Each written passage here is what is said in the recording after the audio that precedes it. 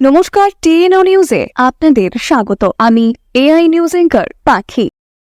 সুপরিকল্পিত সমাজ গড়ে ওঠার লক্ষ্যেই ত্রিপুরার মুখ্যমন্ত্রী সামাজিক দৃষ্টিকোণ থেকে রাজনৈতিক দৃষ্টিকোণ থেকে অনেকগুলি যুগান্তকারী পদক্ষেপ নিয়েছেন।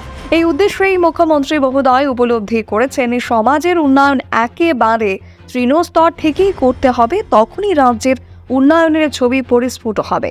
এই রাজ্যের প্রতিটি পঞ্চায়েতেই ভারতীয় জনতা পার্টির সক্ষম ও দায়িত্ববান নির্বাচিত প্রতিনিধির প্রয়োজন।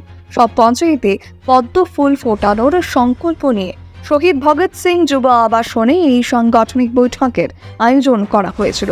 এই বৈঠকে মুখ্যমন্ত্রী ডক্টর মানিক সাহার সকল মণ্ডল সভাপতি, জেলা সভাপতির সাথে বৈঠকে মতামত আদান প্রদান করেন।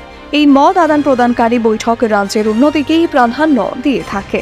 এখনকার মতো সংবাদ এ পর্যন্তই। পরবর্তী নিউজ ও আপডেটস দেখার জন্য অবশ্যই চোখ রাখুন টিএনও নিউজের পর্দায়।